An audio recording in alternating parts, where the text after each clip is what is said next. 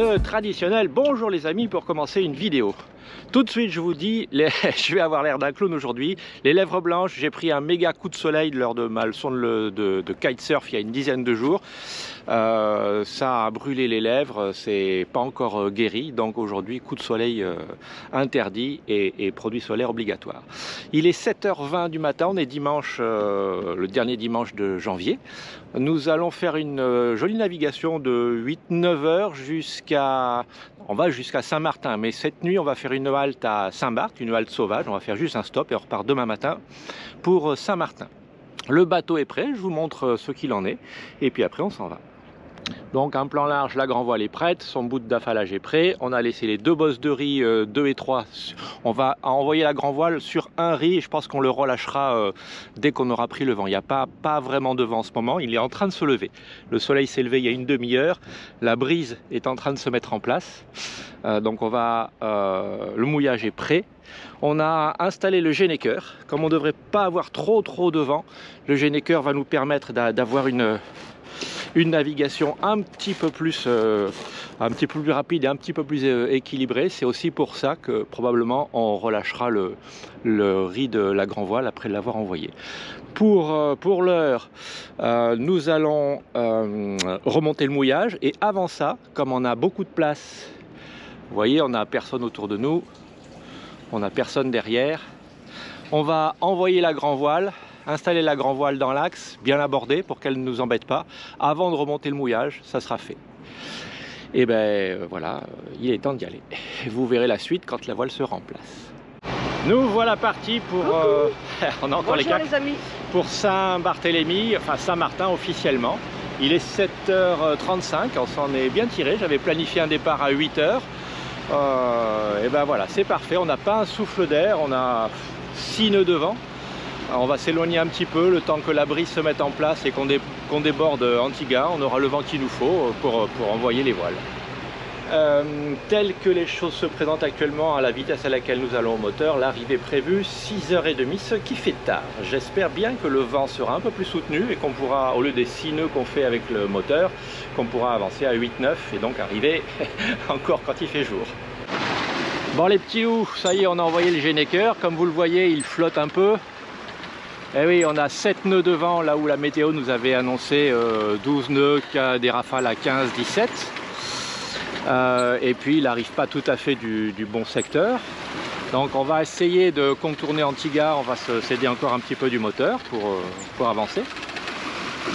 Alors ça avance, hein. Sous voile, si on n'était pas pressé, on pourrait le faire. Sous voile, j'avais coupé le moteur, on a avancé à 5 nœuds dans 7 nœuds de vent. C'est pas mal. Mais c'est pas vraiment assez. Là, à ce rythme-là, on arrive à 22h.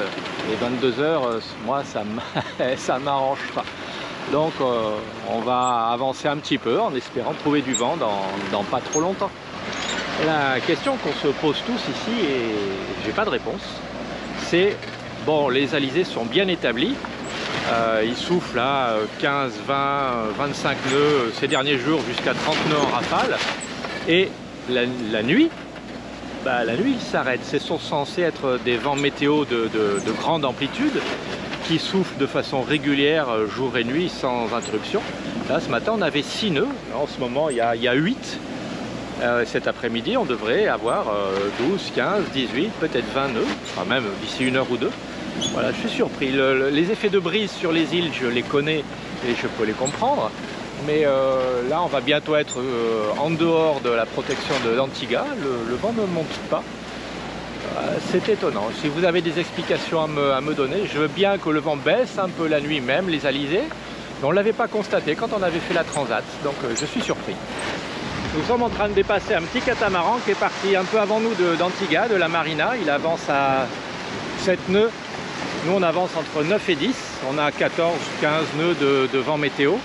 Ça avance bien, je vais serrer un tout petit peu plus le vent pour reprendre notre route. Alors, nos conditions de navigation sont bonnes, mais il y a un truc qui est contrariant.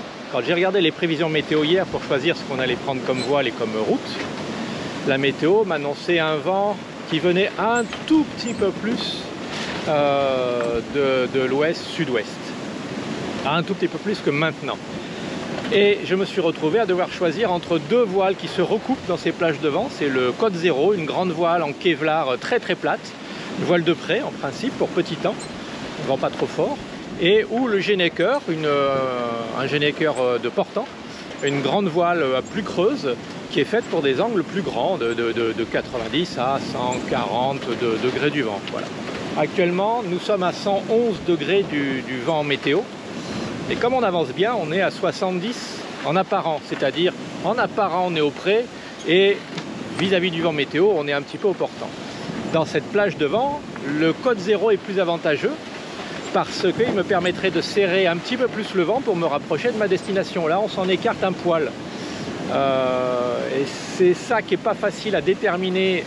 Alors, si on était des marins aguerris ou moins feignants que nous le sommes, c'est facile, hein, on enroule le Gennaker, on le descend, je sors le Code Zéro de la soute, on prépare le Code Zéro, on hisse le Code Zéro, on le déploie et puis on fait notre route au Code Zéro. Ça va nous prendre une demi-heure et ça nous ferait gagner peut-être une heure et demie de route sur notre trajet. Je vais en parler à Béatrice, parce que si le vent tourne après, le Code Zéro, il faudrait l'arrêter, ou si le vent monte, le Code Zéro, il faudrait le redescendre aussi et réenvoyer le Gennaker. Donc, c'est un dilemme, je n'ai pas encore tranché.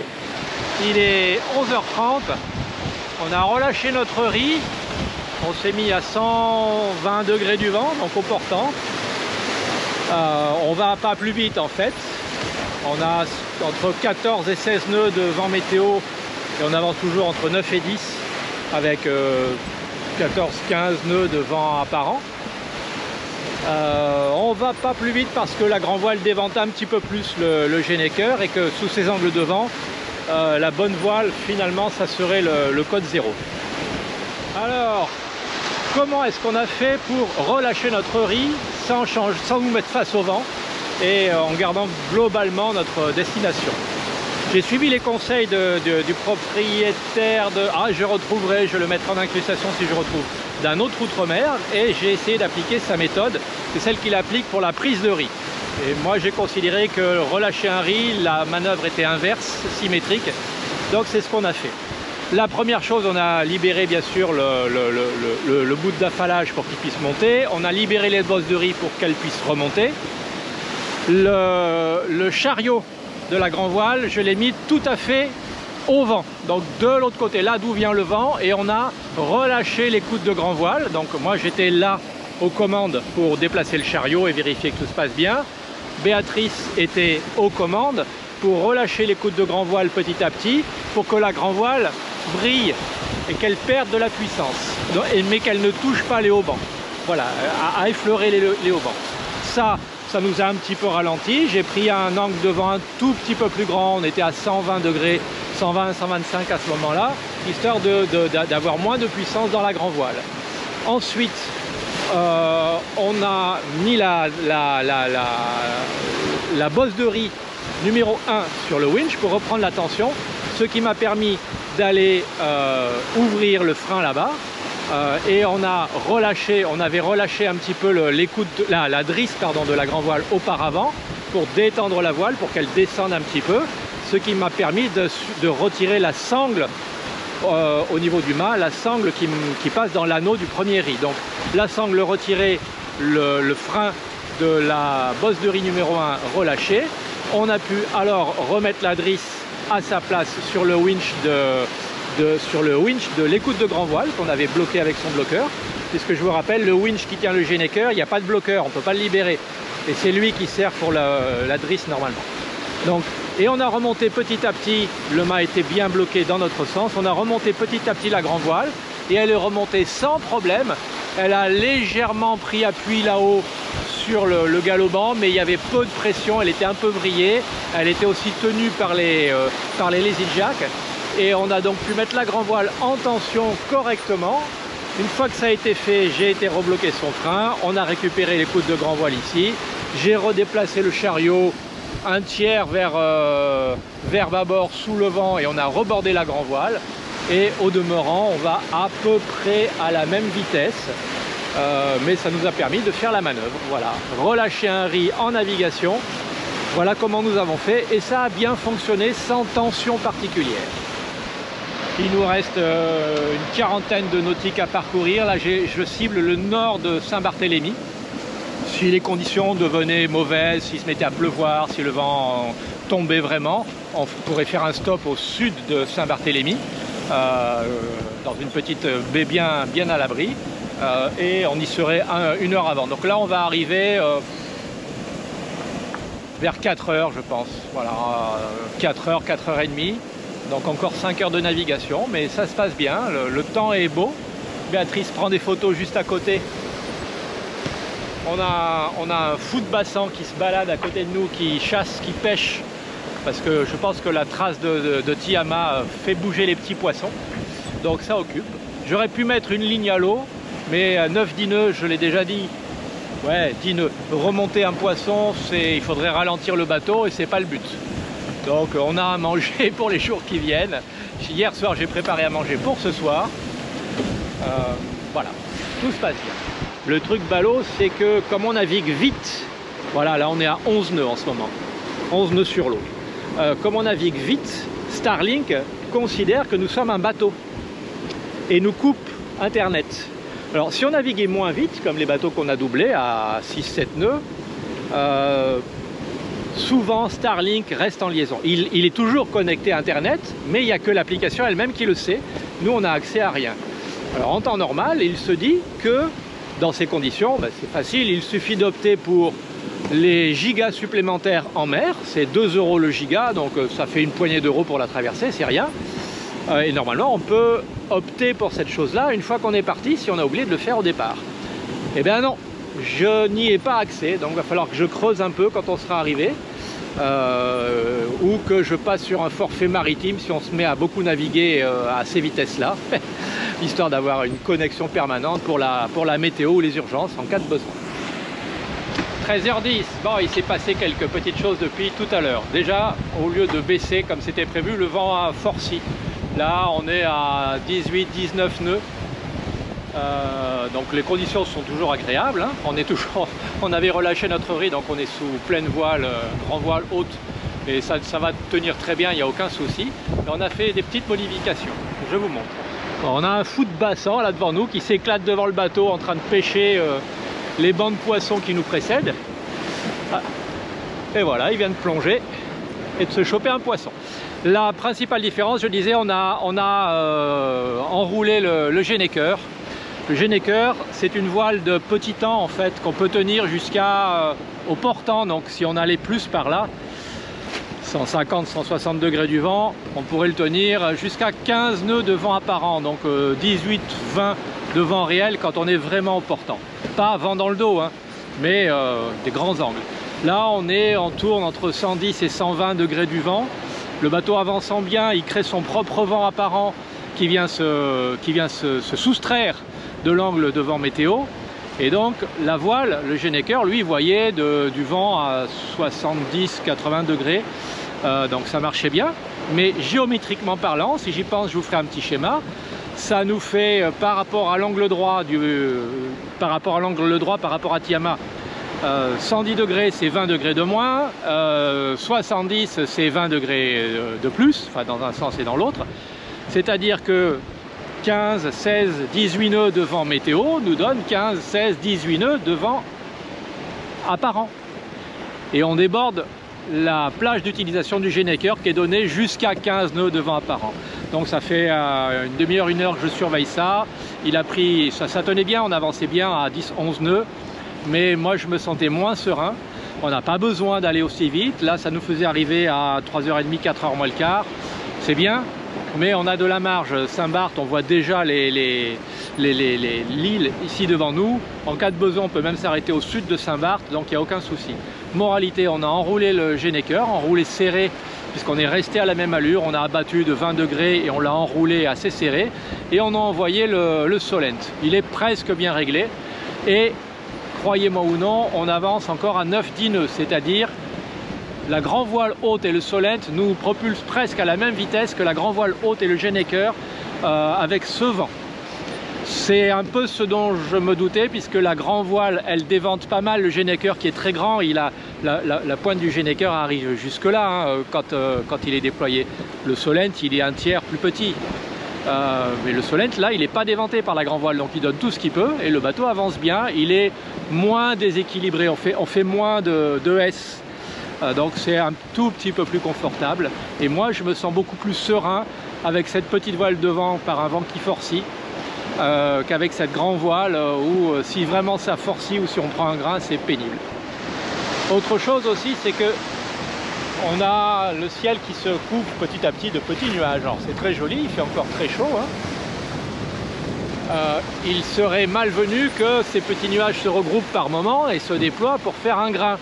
Le grain, avec le Solent, on peut y faire face. Avec la grand voile haute, on peut essayer de la réduire un petit peu avant. Avec le Genneker, c'est galère, c'est un petit peu long à rentrer. Donc là, on est plus en sécurité pour la fin du voyage. Et ça sera des voiles beaucoup plus faciles pour contourner Saint-Barthélemy, parce qu'il y a quelques récifs entre lesquels il faut passer. Donc on sera plus en sécurité et on va mettre une demi-heure, peut-être 1 heure de plus que le temps prévu, c'est pas beaucoup. Tiama est sur des rails. Le vent tourne un petit peu de temps en temps, mais ça avance bien. On a la houle qui arrive un petit peu par notre arrière tribord, quasiment aux 3/4, un peu comme le vent en fait, hein. Là ça s'est un petit peu calmé, tout à l'heure c'était plus fort, mais parfois on se fait un peu secouer, mais c'est globalement confortable aujourd'hui. On a un petit pensionnaire qui est venu s'installer sur les filières, c'est le fou de bassin dont je parlais tout à l'heure. Ça fait, ou peut-être pas, hein, ça fait 1 ou 2 heures qu'il tourne autour du bateau, qui va pêcher les poissons qui sont devant. Et de temps en temps, il se pose sur la filière, il se repose. L'équilibre est instable, mais il a l'air bien. Donc il est 14h25. L'heure estimée d'arrivée entre 15h30 et 16h. On va au nord de... Hop là, voilà, au nord de Saint-Barthélemy. Le vent 18-19 nœuds en vent météo, 17 en vent apparent puisque on l'a quasiment sur le travers. On avance entre 8,5 et 9 nœuds. C'est pas trop mal. Et il y a 3-4 voiliers qui vont peut-être au même endroit que nous. On se retrouvera peut-être ce soir ou non pas demain puisque demain on tire sur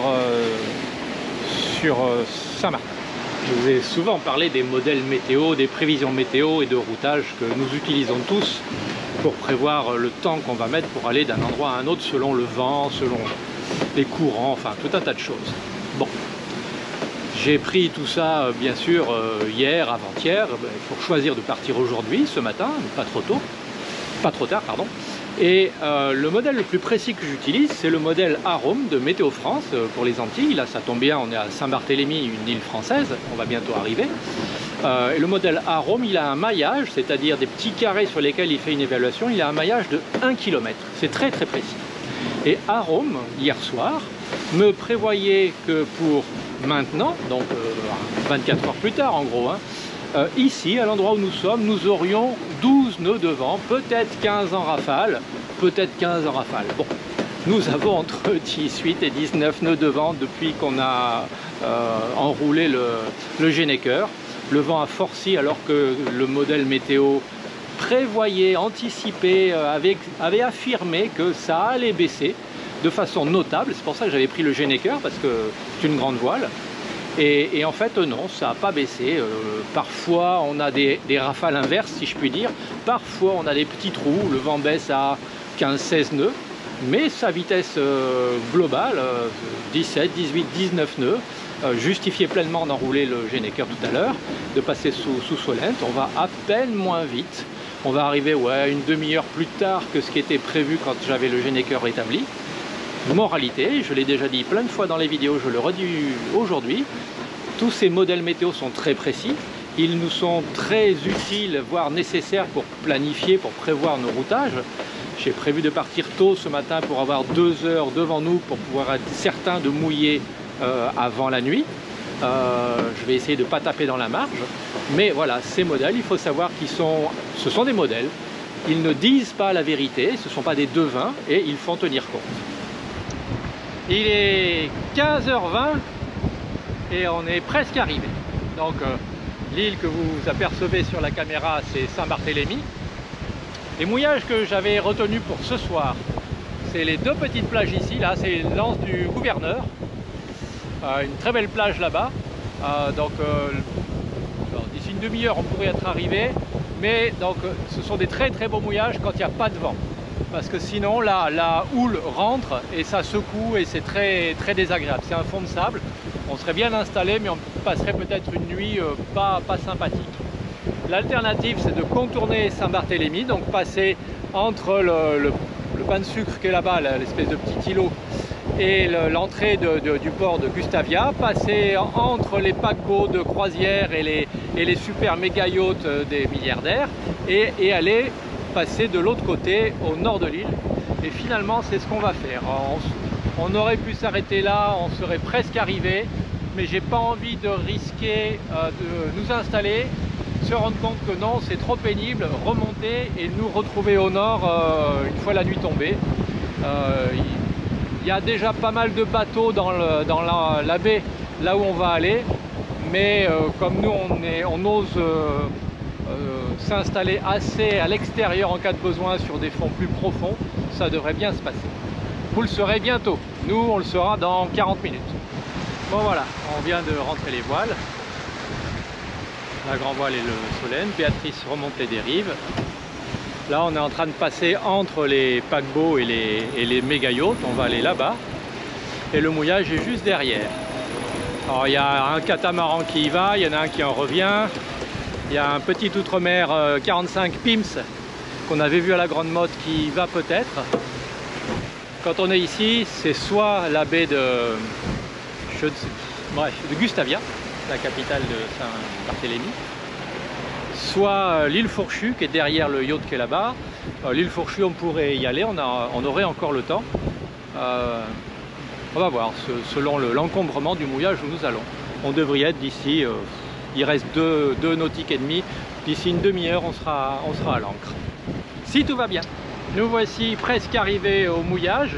Alors comme je le présumais, je le craignais un peu. C'est un peu, comme je le présumais, comme je le craignais, c'est un peu encombré, il y a pas mal de monde. Mais on va bien trouver une petite place pour nous. Je ne vais pas nous mettre sur les bouées, je ne les connais pas. Alors on va essayer de se mettre quelque part au milieu. Alors la houle rentre, ça serait bien si on pouvait se mettre à l'abri derrière la petite colline là-bas, on va aller voir. Et voilà mes petits poulets, ça y est, on est posé. Il y a pas mal de monde, mais on a trouvé une belle place. On est sur 40 mètres de mouillage, pas de doigts comprises. Voilà, ça devrait bien se passer. Normalement c'est que pour une nuit. Les copains qu'on ne connaît pas de Pims, l'Outremer 45, vont aller s'installer quelque part à côté. En fait il y a de la place, il y a des bouées, je crois qu'elles sont gratuites ici dans cette baie, mais voilà, je n'en sais pas plus. Et nous, comme c'est un mouillage un peu sauvage pour une nuit, ben, ça va être très bien. Et maintenant, on va boire un coup, enfin de l'eau, hein, un jus de fruits, et on va peut-être manger. Bon, ben voilà, 16h30, une belle navigation. Pendant la navigation, avant qu'on arrive à Gustavia, j'ai regardé le traceur. On a fait 9,1 nœuds de moyenne. Donc départ compris, c'est très bien. Notre pointe à 13,4. Bon, ça c'est lors d'une rafale. Je pense qu'avant qu'on rentre le Genneker, ce qui était bien signe qu'il était bon de le rentrer. Une belle navigation, moyennement confortable, plutôt sympathique, avec du beau temps. Et puis 1 et 2 passagers clandestins sous la forme de fous de bassin. C'était bien sympa. Bye bye. Demain, on va là-bas. Enfin, vous voyez pas. Demain, on va à Saint-Martin, côté français. On en aura pour, je sais pas, 3 heures, 4 heures. On verra bien.